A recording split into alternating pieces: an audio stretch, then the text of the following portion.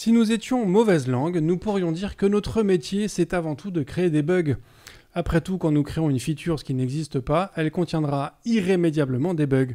Nous avons donc ajouté des bugs à la liste de tous les bugs déjà présents dans le monde. Mais alors, existe-t-il une méthode pour détecter les bugs avant même qu'ils ne se produisent ? Faut-il forcément en écrire ? Et surtout, si on ne crée plus de bugs, crée-t-on encore de la dette technique ?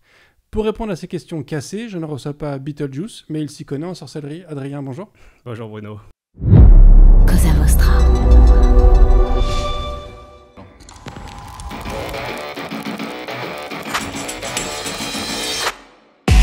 Bonjour, je suis Bruno Soulez, je suis un dev, D-E-V, pour différents, extraordinaires et visionnaires.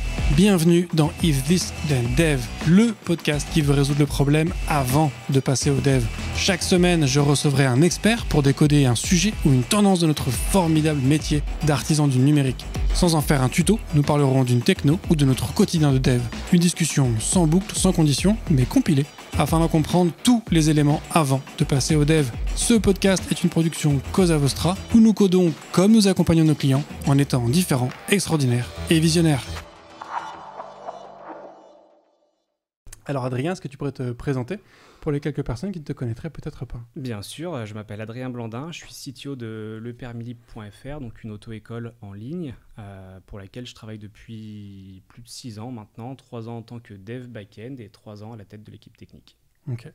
Alors du coup, on a commencé à échanger parce que vous avez fait une IPO, donc une rentrée en bourse, il y a quelques temps.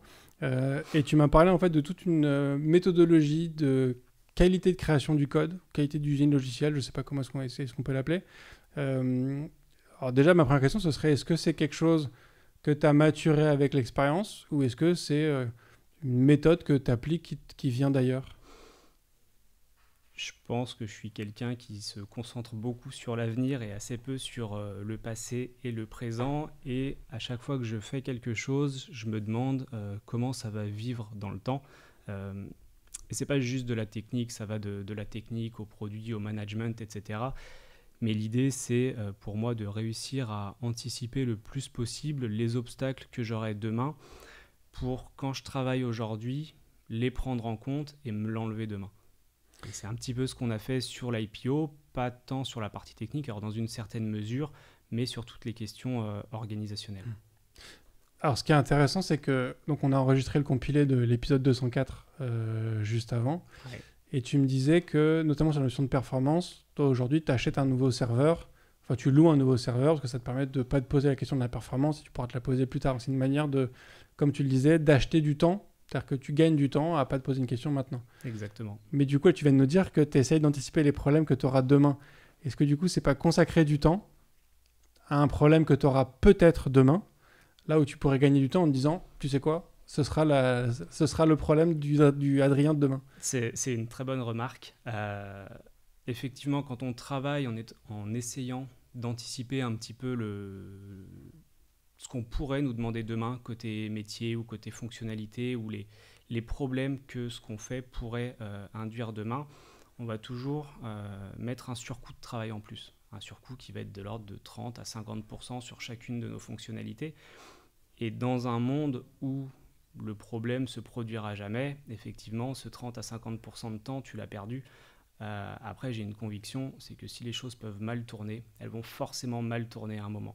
Loi de Murphy. Et le jour où ça tourne mal, ce 30 à 50%, il est directement rentabilisé. Le seul problème, c'est qu'entre le moment où tu l'as dépensé et le moment où tu vas le gagner, il peut des fois se passer 2 ou 3 ans. Ouais.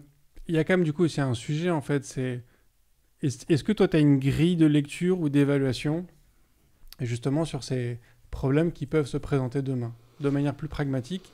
Moi je crois souvent des développeurs qui jour 1 commencent à se poser des problématiques de comment je fais pour que mon application supporte 1 million de users.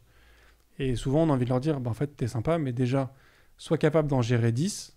Et quand on aura 1 million, peut-être que tu auras déjà refactoré 20 fois ton code. Tu vois, est-ce que tu as comme ça une espèce de grille qui permet de te dire, ça, c'est un problème qu'il faut essayer de corriger avant qu'il se présente. Et ça, c'est un problème qu'on n'aura peut-être jamais, donc on n'y consacre pas de temps. J'ai pas de grille, c'est un peu à l'instinct, donc c'est pas très facilement partageable, mais en fait, je pense qu'il y a une frontière qui est très fine entre anticiper demain et faire de l'over-engineering, et il faut qu'on réussisse à se mettre à cette frontière sans passer du côté de l'over-engineering. Ça veut dire, pour moi, anticiper les scénarios qu'on pourrait avoir demain pour construire quelque chose aujourd'hui qui nous permette d'évoluer demain sans tout de suite faire les évolutions de demain. Pour prendre un exemple un peu plus simple, donc nous on travaille avec des enseignants partenaires qui dispensent les heures de conduite à nos élèves. Il y a 2 ans, par exemple, on a retravaillé sur toute la mécanique de facturation pour eux. À quel tarif on va rémunérer leurs leçons. Et en fait, on s'est dit, certes, il y a une prestation de base qui peut en plus changer dans le temps. Mais en fait, à l'époque, elle ne changeait pas dans le temps. Mais on s'est dit que peut-être elle pourrait changer dans le temps. Donc tout ce qu'on a fait, c'est mettre une date de début, une date de fin. Et on ne les a jamais forcément fait bouger. Mais on a pensé que ça pourrait être le cas. Et puis on s'est dit, si on a une prestation de base, peut-être que demain, on aura des extras, on ne sait pas.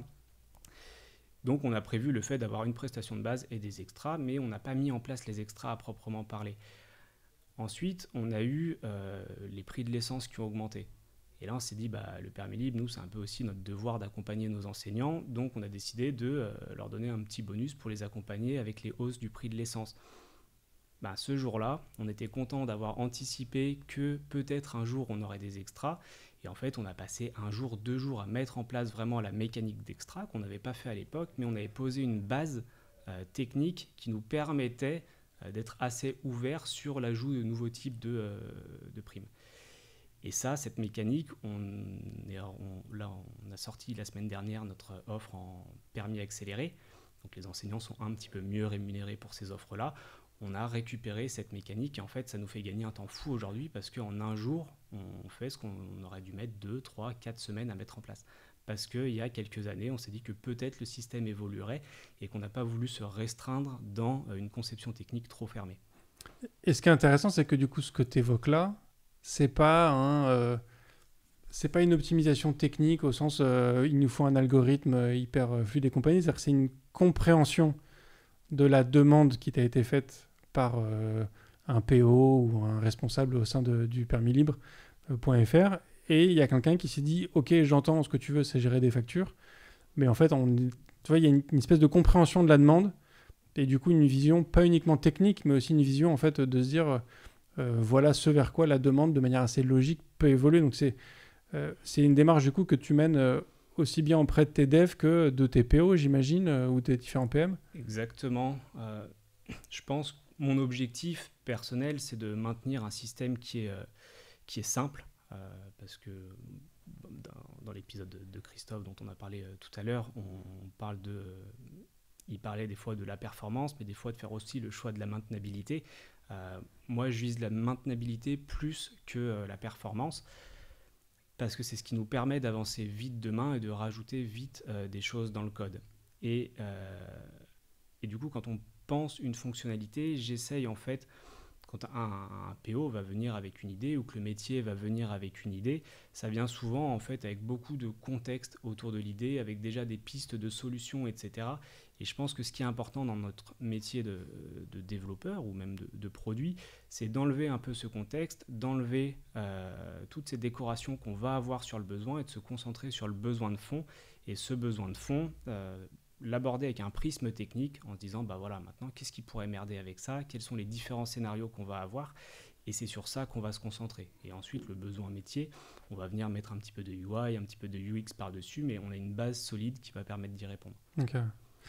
Comment tu fais pour que cette philosophie soit appliquée par toute ton équipe? Donc déjà, il y a combien de personnes et quel type de rôle dans ton équipe aujourd'hui? On est 25 dans l'équipe tech. Alors quand on parle de tech, on parle aussi de produits, on parle aussi de data. On a fait pas mal de réorganisations ces dernières années pour fusionner tout ce monde, pour une raison toute simple, c'est qu'un de nos gros problèmes, c'était la communication entre pôles. Et je pense que tu connais ça autant que moi, mais quand on fait une feature qui n'est pas top, le produit va dire que c'est la faute de la tech va dire que c'est la faute du produit parce que chacun a fait avec son prisme mais personne ne s'est mis d'accord sur comment on allait faire les choses.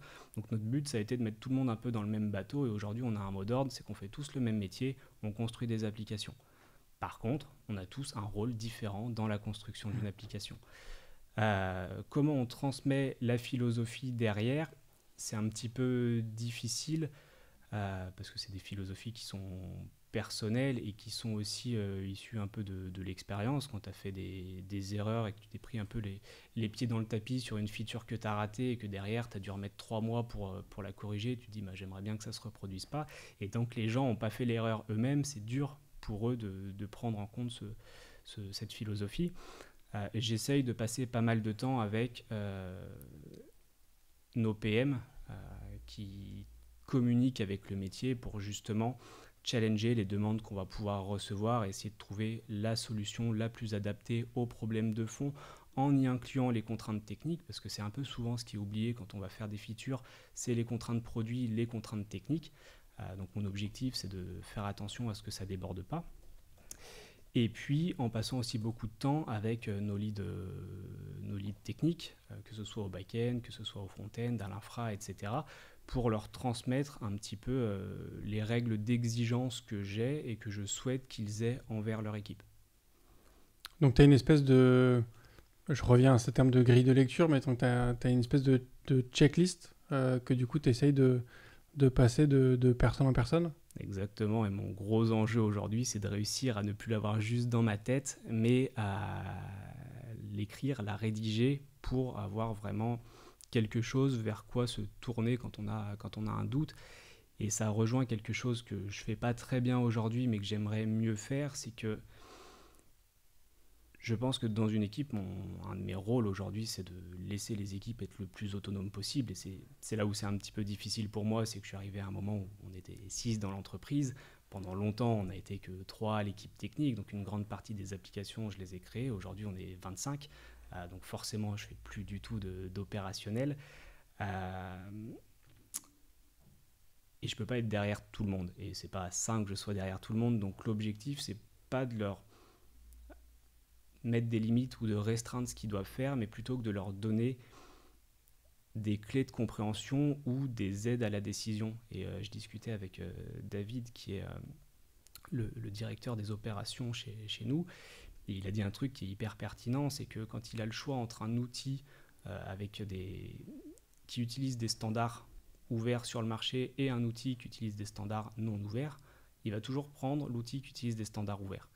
Et en fait, c'est ce genre de choses qu'il faut réussir à transmettre à l'équipe. Quand vous êtes face à une décision, comment vous faites pour choisir entre deux choses? Et c'est plutôt ça que je dois réussir aujourd'hui à rédiger, à transmettre pour que chacun soit capable de faire les choix que moi j'aurais pu faire si j'étais confronté aux mêmes situations. C'était justement ma question, c'est que effectivement, à mesure que ton équipe grandit, tu es de moins en moins au contact de ces sujets-là, donc il faut que tu fasses en sorte que cette philosophie soit incarnée et pleinement prise et adoptée par tes équipes pour qu'eux puissent la transmettre.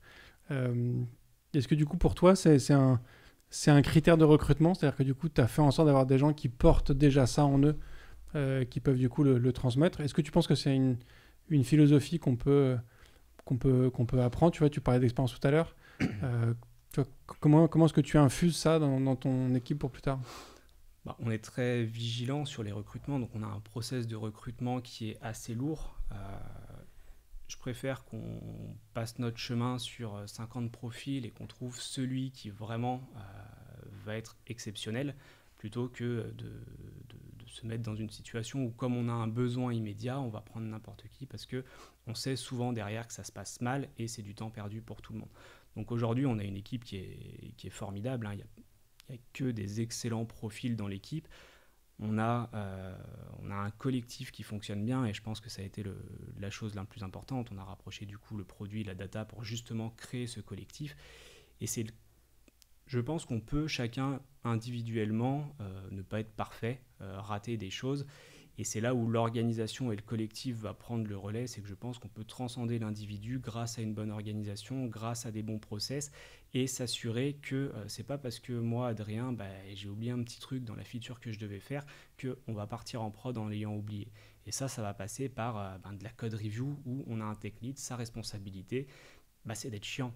Son but, c'est de retoquer la moindre petite liberté qu'un dev va prendre au quotidien pour se simplifier la vie et lui dire non, il faut faire mieux, on veut être exigeant parce que j'ai la conviction qu'à chaque fois qu'on prend une petite liberté, on dégrade un petit peu le produit global et que quand on le dégrade plein de petites fois, c'est comme ça qu'on se retrouve avec quelque chose de non maintenable à la fin. Et donc le job de notre lead, c'est de rien laisser passer. Et je pense que grâce à cette organisation, en disant bien à chacun quelles sont ses responsabilités, en surcommuniquant à ce propos, il vaut mieux le dire 10 fois, 20 fois, 30 fois si nécessaire, on peut individuellement ne pas être parfait, mais le collectif fait qu'à la fin, on produit quelque chose dont on peut être fier. Ouais. Belle philosophie, effectivement, sur le collectif. Alors du coup, comment est-ce que ça se traduit sur l'onboarding? Tu disais tout à l'heure que quand tu t'es mangé des portes, quand tu t'es mangé des problèmes, ça t'apprend en fait à les anticiper la fois d'après. Mais j'imagine que quand tu as une équipe de 25, tu as des gens qui sont peut-être assez juniors dans l'équipe. Ouais. Et tu n'as peut-être pas forcément le luxe de te permettre de les laisser faire des erreurs en prod qui peuvent coûter cher. Comment tu fais du coup pour insuffler, sans passer par l'erreur, cette philosophie? Alors on fait des erreurs. On en fait aussi beaucoup et les erreurs, c'est ce qui va nous servir de leçon et d'apprentissage. Et c'est là où c'est difficile, c'est que toi, tu as envie de faire en sorte que les gens fassent pas d'erreurs, mais tu peux pas être derrière leur dos en permanence. Donc forcément, des fois, ils vont faire des erreurs et c'est aussi ça qui va les faire grandir. Donc, c'est pas tant de ne jamais faire d'erreurs. J'ai une politique sur l'erreur. Tout le monde a le droit à l'erreur parce que ne pas permettre ce droit, ça veut dire que derrière, tu as une équipe qui ne prend plus aucun risque, qui ne fait plus rien parce que l'erreur est sanctionnée. Donc, on a le droit de faire des erreurs. Par contre, il y a quelques règles majeures derrière. C'est que 1, si tu n'en retires rien, là, on a un problème. Et 2, si tu n'essayes pas de la corriger immédiatement, on a un problème. Si maintenant, dès que tu fais une boulette, tu essayes de la corriger tout de suite, et puis, il faut le dire aussi, cacher ses erreurs, il n'y a rien de pire. Donc, tu communiques, tu la résous, et derrière, tu en tires une leçon, je te laisse le droit de faire des erreurs.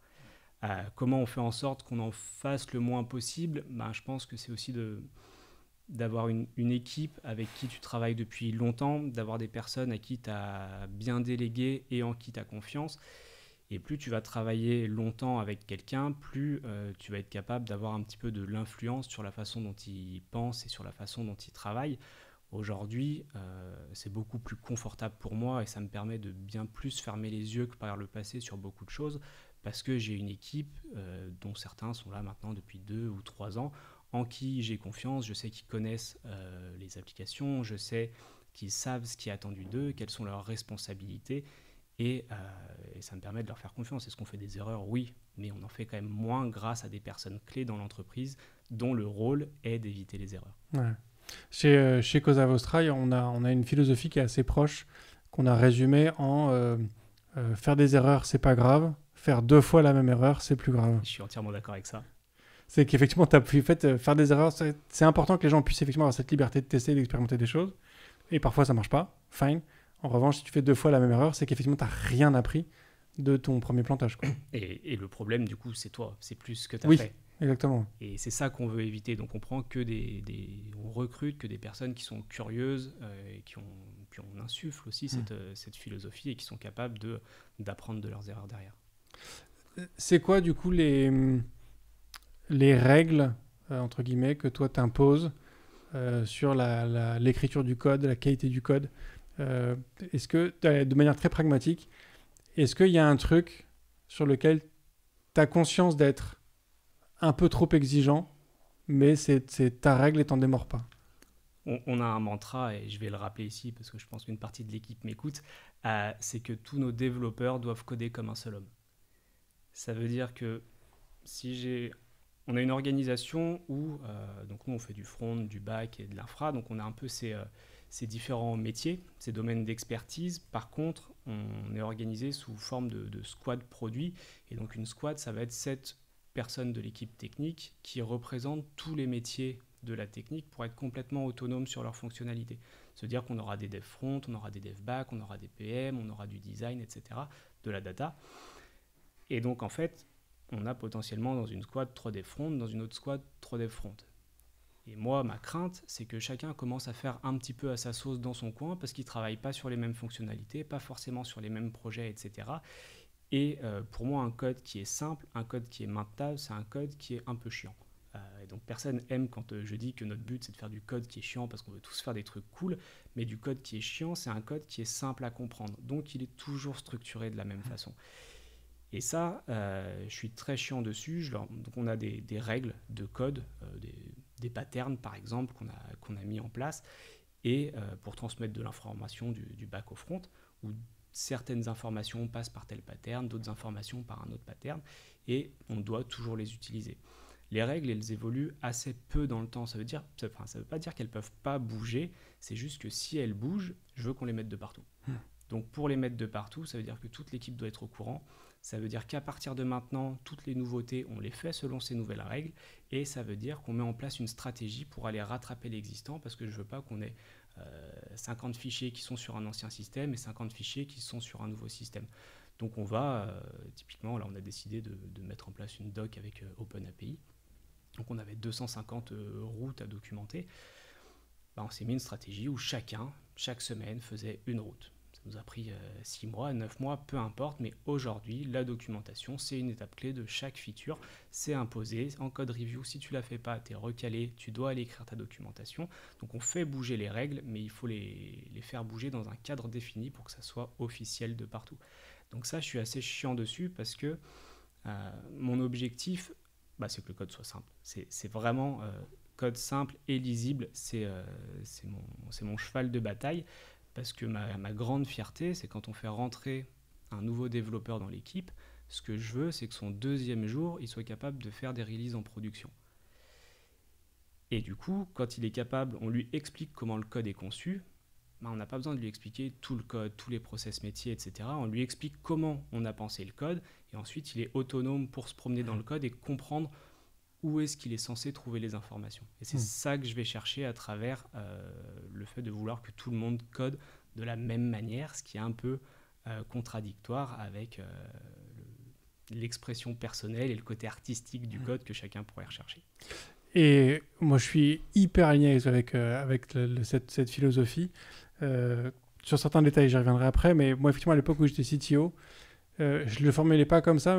Ma formulation, c'était « Je ne veux pas qu'on puisse savoir qui a codé une feature. » C'est-à-dire, quand tu lis une ligne de code ou un algorithme ou ce que tu veux, il ne faut pas qu'on puisse se dire « Ah, ça c'est machin ». Non, il faut que tout le monde code de la même façon, parce qu'effectivement, c'est comme ça que ton truc est homogène.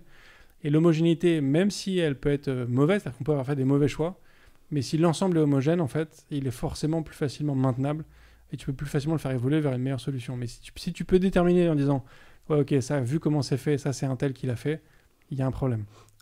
On est entièrement d'accord, on parle de la même chose et je pense que ça soulève, ça nous évite plutôt un autre problème plus tard, c'est qu'on a, je pense que tu as connu ça, beaucoup de développeurs qui veulent tout reprendre, ils veulent faire un refacto global parce que le code actuel c'est de la merde.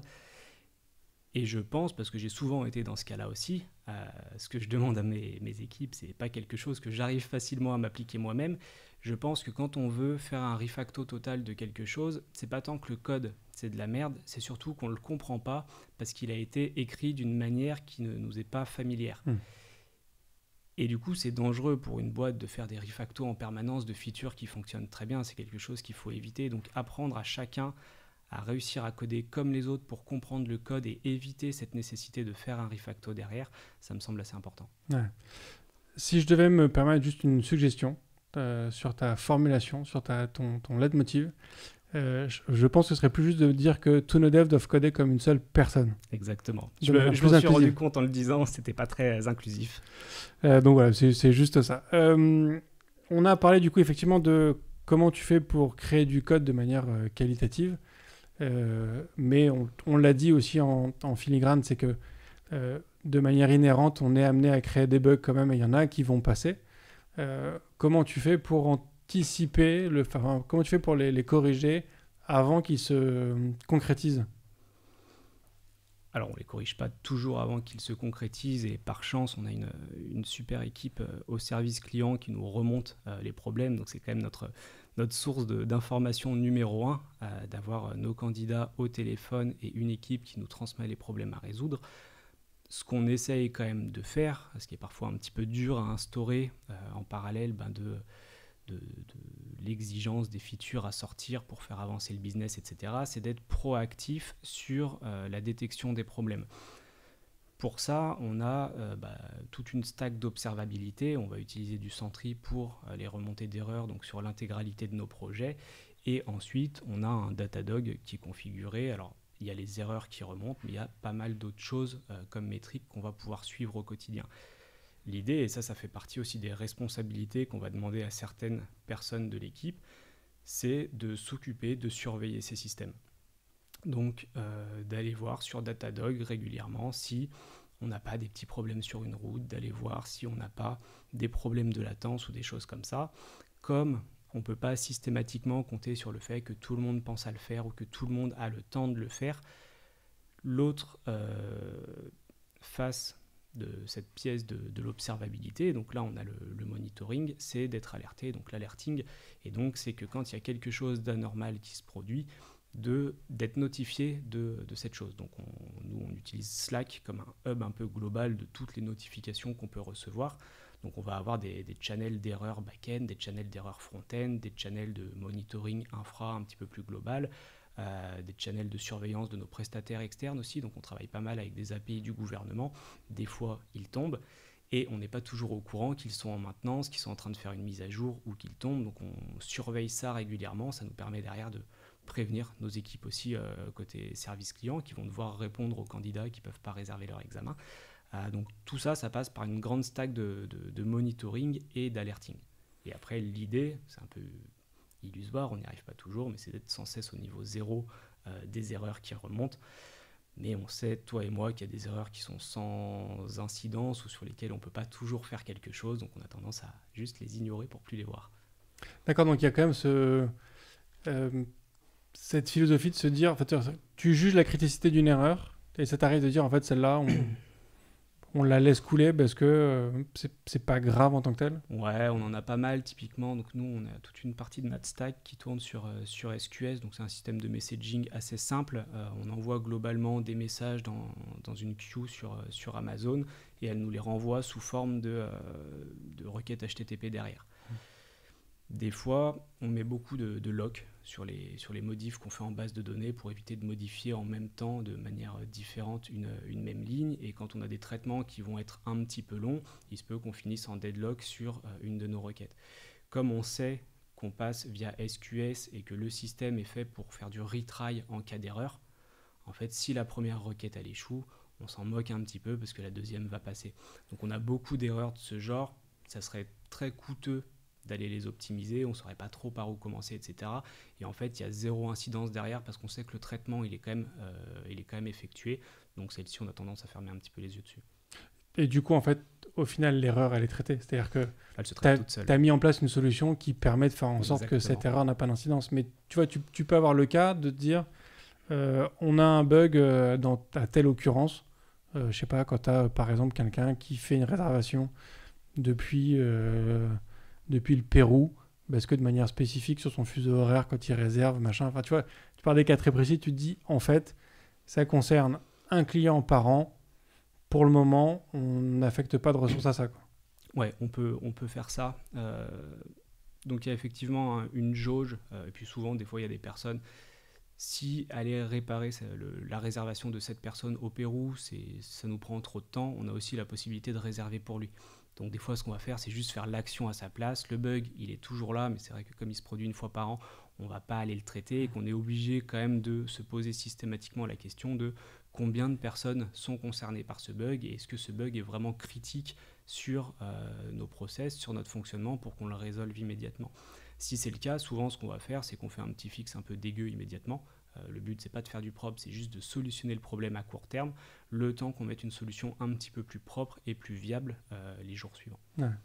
Et c'est intéressant de cette capacité de dire, ok, peut-être que ça nous coûtera moins cher de faire l'action nous-mêmes plutôt que de corriger un bug qui en fait...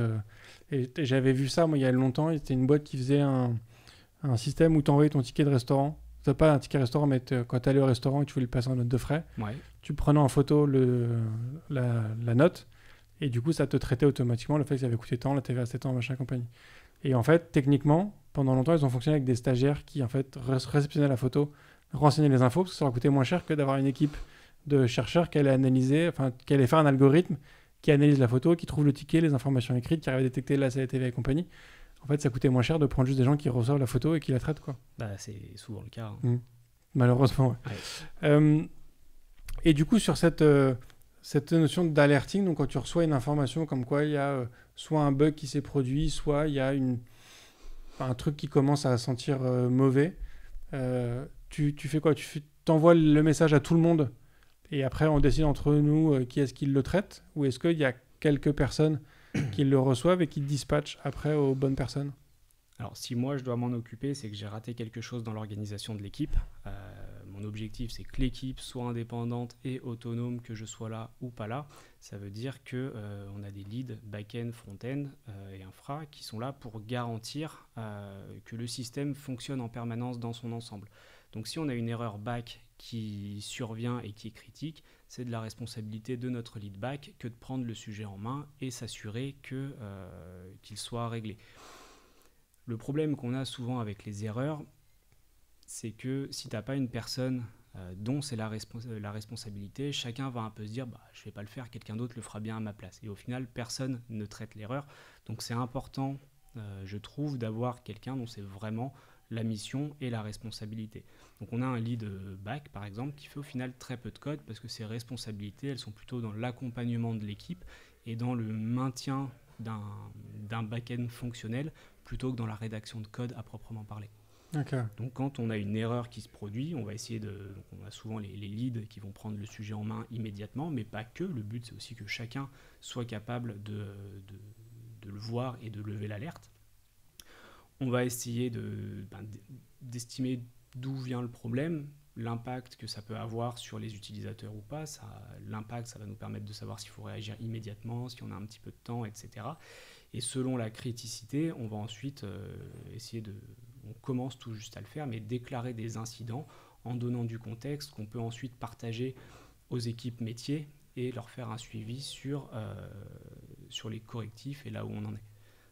Donc on a eu souvent des cas assez graves comme ça, mais du coup ça commence à plutôt bien tourner là. Okay. Et ces principes d'observabilité et d'alerte, c'est des choses que tu as mises en place jour 1 chez Le Permis Libre, ou c'est venu avec le temps?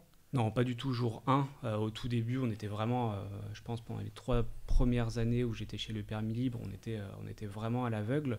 Enfin, on n'était pas complètement à l'aveugle, on avait les bugs Sentry parce que c'est assez simple à mettre en place. Par contre, c'est vrai qu'on ne suivait pas la perf de nos routes, on ne suivait pas notre disponibilité applicative, il y a notre taux d'erreur, etc. Il y a beaucoup de choses qu'on ne suivait pas.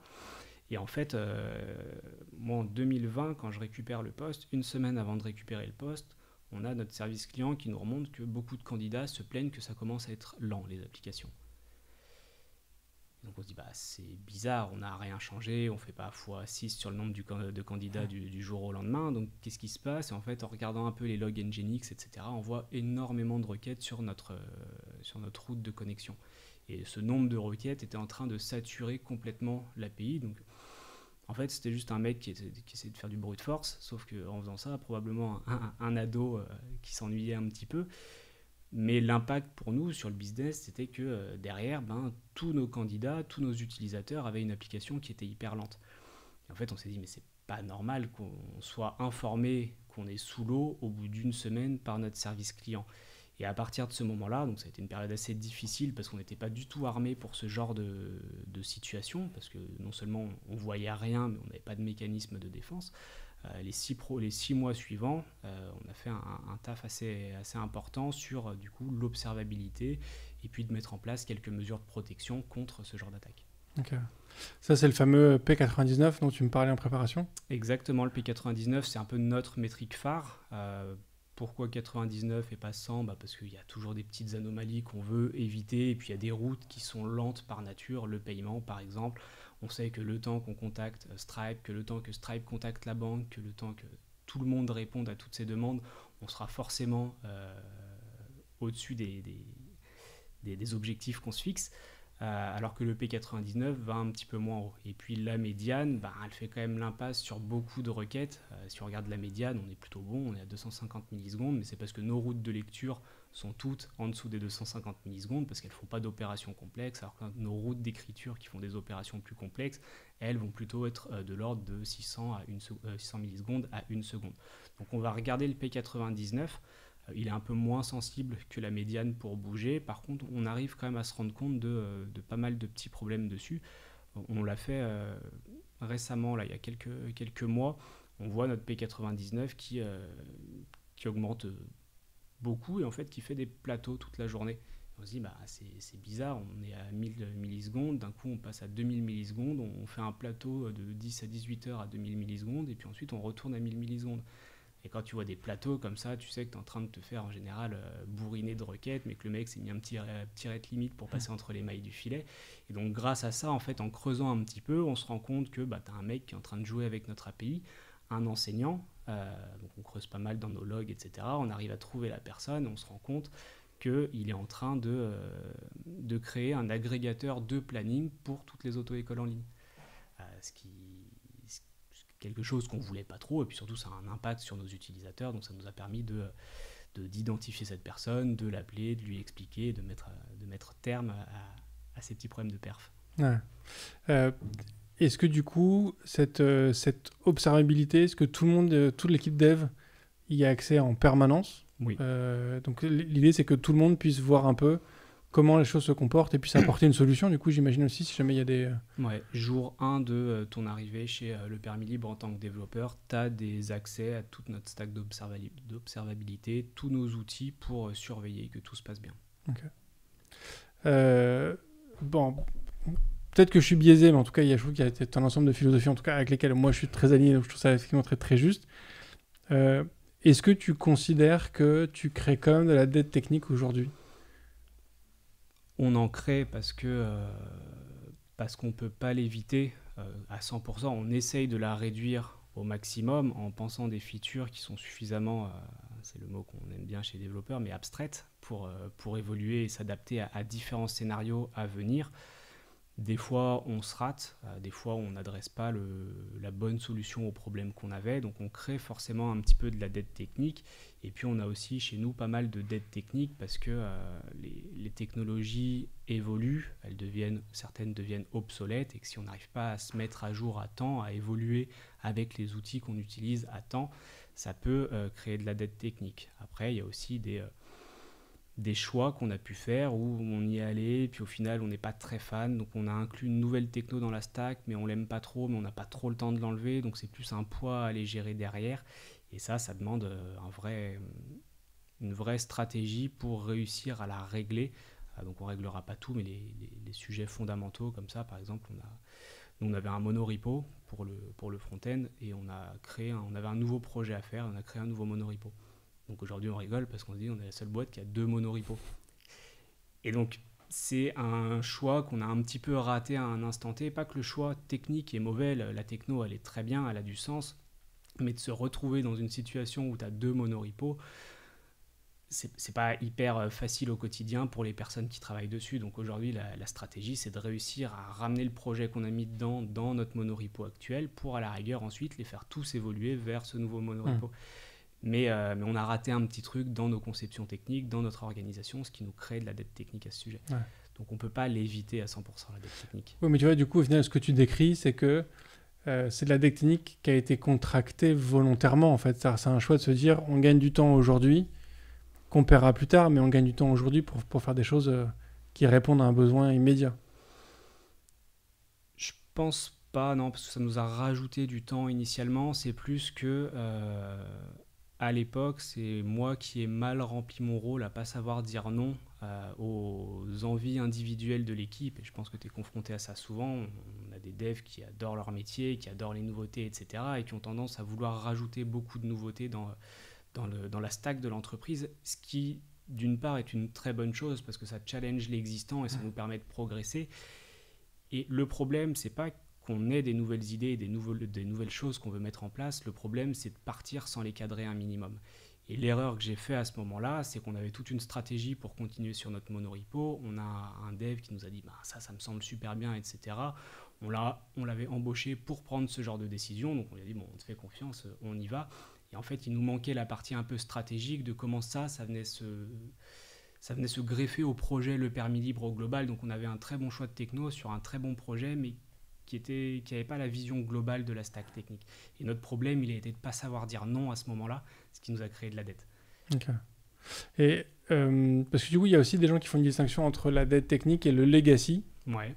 Je sais pas, toi, comment est-ce que tu dessines la ligne entre ces deux aspects-là. Mais du coup, avec des critères aussi précis sur la qualité de ton code, est-ce qu'au final, tu peux créer du code legacy? Créer du code legacy, non. Tu peux te retrouver avec de la dette technique, mais je pense pas que tu crées vraiment du legacy. Le legacy, pour moi, c'est un code qui était bon à un instant T, et avec les années qui passent, avec les ajouts de fonctionnalités, etc., il devient un petit peu obsolète.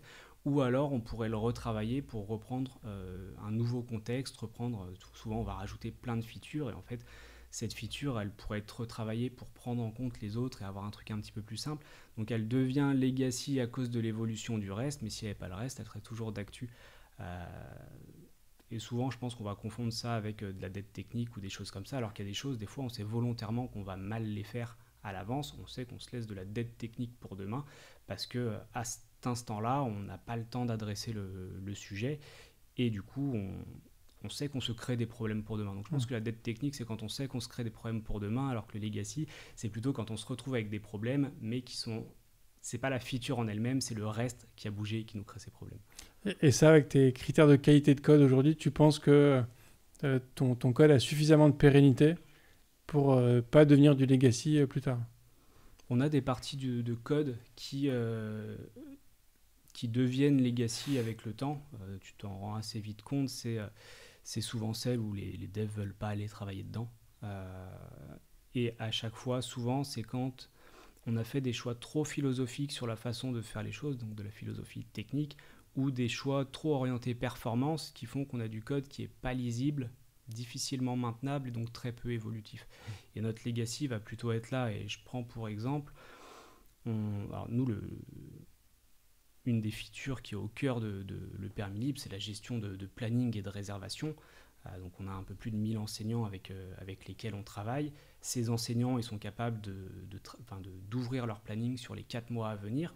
Et pour des questions de perf, par exemple, on génère leur planning sur les 4 mois à venir, sachant qu'ils peuvent travailler de 6h à 23h tous les jours et qu'ils ont le choix de commencer leur leçon toutes les 15 minutes. Ça nous fait un peu plus de 10 millions de créneaux de réservation possibles à un instant T. On a retravaillé ce système il y a 1 an et demi avec une posture un petit peu philosophique de se dire on veut faire du microservice, donc on envoie plein d'actions qui disent précisément comment le créneau devient. Est-ce qu'il est réservé, est-ce qu'il est réservable, est-ce qu'on le ferme, est-ce qu'il est annulé, etc. Et en fait, on se retrouvait avec des centaines de milliers de messages qui partent dans tous les sens, des erreurs, et en fait, beaucoup au final de créneaux de réservation qui étaient dans un état instable ou erroné parce qu'on a eu des erreurs techniques sur le chemin, parce que notre philosophie de dire précisément l'action qu'on veut faire pour des questions de performance, elle marchait pas trop. Et du coup, c'était peut-être 20 000 lignes de code et on a une développeuse qui devait faire une évolution sur cette feature, de créneau, et a dit mais je peux pas améliorer le système actuel, il est trop complexe, on a trop d'erreurs, donc on va le réécrire de manière plus simple pour ensuite le faire évoluer. Et en fait, on a transformé 20 000 lignes de code en globalement 2000 lignes de code, parce qu'on est parti d'une philosophie où je dis précisément ce que je veux faire, à une philosophie où je dis je veux mettre à jour ce créneau, démerde-toi. Et en fait, on a un endpoint qui dit je dois mettre à jour ce créneau, je fais toutes mes vérifications et c'est moi qui définis l'état où c'est.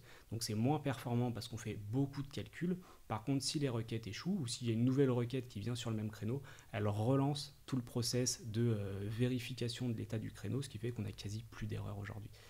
Et ça, quand on l'a mis en place, on est parti avec l'objectif de faire de la perf et de faire du microservice. Et en fait, on s'est dit, on sort ça, mais finalement, ça va être dur à maintenir, il y a beaucoup d'erreurs, c'est déjà de la dette technique. Ok. Et du coup, est-ce que tu as un temps alloué au refactoring, à la réécriture, à à l'amélioration de la qualité permanente? Alors oui et non.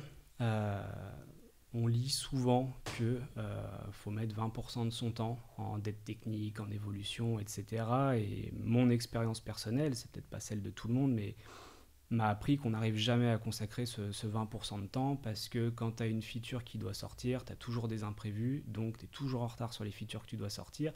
Et finalement, le vendredi que tu avais prévu pour faire 2-3 tests, de la dette technique ou des petits POC, des évolutions, systématiquement, il saute pour gagner du temps sur le développement de ta feature parce qu'en face, tu as quand même quelqu'un du métier qui l'attend. Donc comme ce système où chacun a du temps alloué pour la dette technique, moi en pratique jamais réussi à le faire fonctionner. On a plutôt décidé de mettre ce 20% au niveau de l'équipe au global et ça s'est traduit par la construction d'une équipe qu'on appelle plateforme. C'est une équipe un petit peu à part des squads produits. Les squads produits, leur but c'est de faire 100% de feature business pour faire avancer la boîte. Et la squad plateforme, son but, c'est de faire 100% de features techniques pour aider les squads produits à ne pas avoir d'obstacles sur leur chemin. Et donc, c'est plutôt cette équipe qui va s'occuper de... Donc, on a un objectif de passer en microservice dans les mois qui viennent. C'est cette équipe qui s'occupe de cette transition vers du microservice, pas les squads produits. On a des petites features, alors ce n'est pas vraiment de la dette technique, mais quand on a travaillé sur notre boutique, par exemple, il y a plein de features qui auraient été cool à faire, qui nous faciliteraient la vie au quotidien, mais ce n'était pas la priorité du moment, donc on les a un peu mis de côté. Et puis si on les faisait, techniquement, ça serait un peu plus propre. Donc en fait, on les met dans cette squad plateforme, comme ça ils améliorent la plateforme de travail des développeurs, mais sans avoir la pression des deadlines business à côté.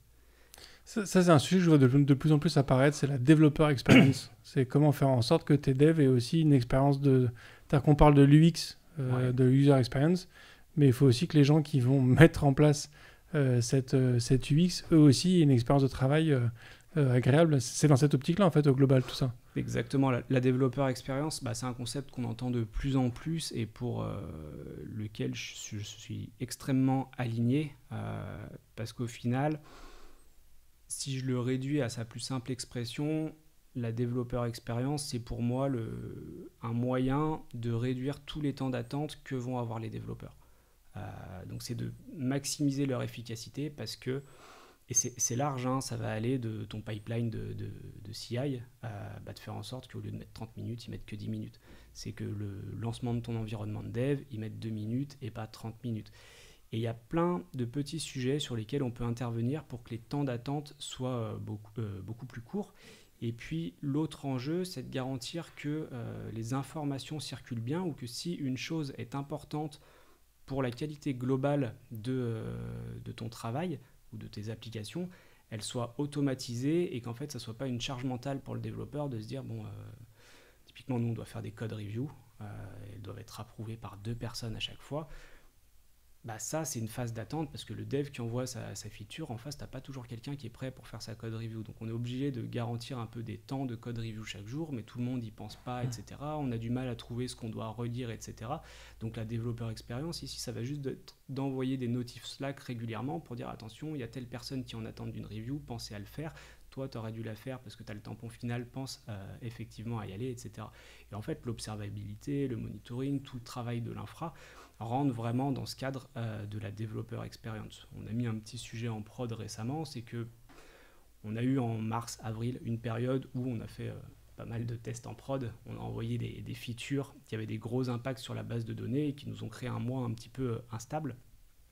Et donc de plus en plus, on demande aux développeurs de tester leur travail sur des environnements ISO prod, mais qui ne sont pas la prod, pour s'assurer qu'on ne va pas faire crasher la prod en envoyant la feature derrière, ou quand il y a des migrations assez lourdes. Et ça, systématiquement, ça passait par demander à quelqu'un de l'infra d'aller monter une base de données. Donc tu as déjà au moins, entre la demande et le fait que le mec se mette dessus, tu as au moins 1 heure de latence. Ensuite, le temps de la montée, tu as encore 30 minutes, 1 heure, etc. Donc pour tester un truc, on met 2 heures. Et nous, notre but, c'est de pouvoir envoyer des features toute la journée, quoi. On fait du déploiement continu, c'est pour pas avoir autant d'attentes ou faire une release toutes les semaines. Et donc, on a mis en place un petit outil qui permet à chaque développeur de créer sa propre base de données de test. Comme ça, il est autonome, ça lui prend 5 minutes, où là, avant, ça prenait 2 heures. Il fait ses tests et on peut partir en prod vachement plus vite. Ouais. Donc, développeur expérience, pour moi, c'est un sujet clé et c'est pour ça qu'on a une équipe infra qui est un petit peu plus dimensionné que ce qu'on pourrait retrouver dans une entreprise similaire, c'est qu'en plus de la charge infrastructure pure et dure, on leur a mis bien sûr toute la partie DevOps avec le CI et le CD et par extension toute la Developer Experience. Donc l'infra, la plateforme, souvent on va les mettre un petit peu ensemble parce que leur rôle est le même, c'est de faire en sorte que les squads produits puissent avancer le plus rapidement possible. Ils sont là en soutien des autres. Canon. Pour terminer, ma question ce serait sur toutes ces règles que moi je juge comme étant qualitatives que tu as mises en place. Pour toi, c'est quoi le moment où ça ne fonctionnera plus? C'est-à-dire qu'il y a forcément, on va pas se mentir, il y a forcément un moment où tes règles vont atteindre un plafond, un plateau ou je ne sais quoi, qui peut être dû à la taille de l'équipe, qui peut être dû au nombre de features. Enfin, je sais pas. Est-ce que toi, tu as déjà identifié, vu que tu cherches à identifier les problèmes avant qu'ils se présentent, est-ce que tu as déjà identifié le moment où il faudra revenir sur certaines règles de manière plus ou moins drastique? Alors, j'ai pas de choses très claires en place, mais c'est vrai que c'est une question qui me taraude beaucoup. C'est que moi, ces règles et ces façons de faire, je les porte en moi. Et tant que l'équipe est de taille raisonnable, je peux veiller un petit peu à leur respect au quotidien. Si demain, l'équipe ne fait que 50% de sa taille supplémentaire, ça va devenir très difficile. Donc, mon enjeu aujourd'hui, mon enjeu fort, c'est de transmettre ça le plus possible. Et je le disais, moi, le moindre petit truc pas carré qui passe, ça m'angoisse parce que je sais qu'il vient s'ajouter à la liste de tous les petits trucs pas carrés. Donc ouais, j'ai pas encore la réponse. Je pense que ça va passer par le fait de bien former certaines personnes, de bien responsabiliser certaines personnes. Et après, ces règles, faut pas oublier que même si elles sont en place, fondamentalement, je suis quelqu'un qui n'aime pas tant les règles et les contraintes, qui n'aime pas tant l'organisation non plus. J'aime beaucoup la liberté. Et ces règles, si on les met en place, c'est parce qu'elles permettent de contrebalancer un problème ou d'éviter qu'il se produise. Et il se trouve que des fois, on met des règles en place, mais que le problème de fond n'existe plus. Et à ce moment-là, il n'y a pas de souci à enlever la règle. Il faut justement le faire, parce que sinon, c'est juste un truc qui alourdit le process global. Donc il faudra, demain, quand on voit que les règles ne marchent plus, challenger pourquoi elles ne marchent plus. Là, par exemple, on s'est rendu compte, donc moi, ce que je demande à tout le monde, c'est qu'avant chaque feature, on fasse une conception technique.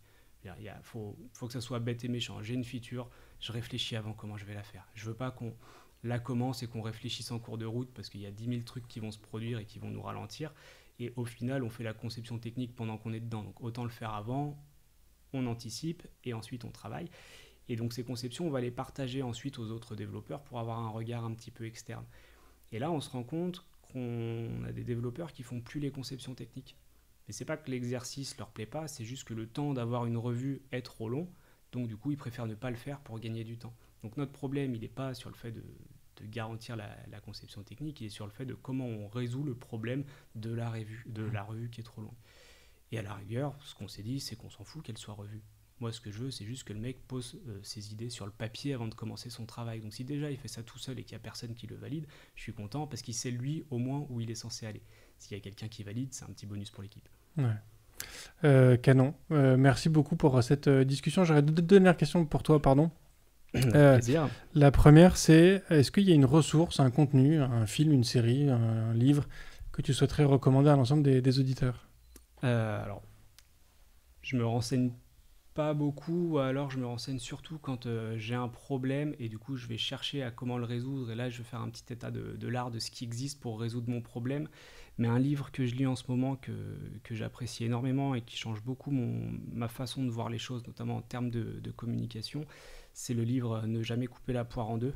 Alors j'ai perdu le nom de l'auteur, mais c'est un livre sur la négociation, mais derrière le côté négociation, il y a vraiment qu'est-ce qui se joue quand on communique avec quelqu'un et du coup comment mieux communiquer avec cette personne pour au final arriver à quelque chose qui nous satisfasse tous les deux. Je pense que c'est une bonne lecture pour la gestion de conflits notamment ou pour arriver à s'entendre, etc. Donc des sujets où je ne suis pas toujours très très fort et ça change un petit peu ma façon de voir les choses. Et l'autre série un petit peu plus légère que j'aime beaucoup et que je trouve très, très intelligente, c'est Ted Lasso, une série sur le foot a priori, mais en réalité si on lit entre les lignes, c'est beaucoup plus une série sur le management que sur le foot. Et le foot, c'est juste une trame de fond pour quelqu'un qui essaye de créer un collectif justement. Ouais. Très, très bonne série, effectivement, je recommande. Et le livre, c'est par Christopher Voss et Tal Raz. On mettra le lien en description, bien évidemment. Et la dernière question, qui est la question rituelle du podcast, est-ce que tu es plutôt espace ou tabulation ? Espace, mais en fait, je me pose plus la question parce que j'ai mon éditeur config qui le fait pour moi. Très bien. Merci beaucoup, Adrien, pour cet échange. Merci à toi, Bruno. Et merci à tous d'avoir écouté cet épisode jusqu'au bout. Voilà, j'espère qu'on vous a donné des règles intéressantes que vous essaierez peut-être d'appliquer ou de faire appliquer dans les différentes équipes dans lesquelles vous pouvez être ou que vous pouvez être amené à gérer. Je pense que c'est effectivement important, la qualité de ce qu'on produit, mais surtout, il y a ce sujet qui revient de plus en plus, c'est la developer experience, et je pense que c'est un sujet qui va prendre de plus en plus de place pour aider tous les devs à produire de manière toujours plus efficace et éviter les frictions. On fait déjà un métier qui est parfois compliqué. Si on peut simplifier certains aspects, certaines frictions, c'est toujours agréable. Je vous remercie beaucoup, je vous souhaite une très bonne fin de semaine, je vous dis à la semaine prochaine, et d'ici là, codez bien. Merci d'avoir écouté cet épisode de If This Then Dev, et merci à toute mon équipe de Cosa Vostra à la production de cet épisode. Merci aussi à Alan, Ada, Linus, Bill, Steve et Steve de nous avoir ramenés jusqu'ici.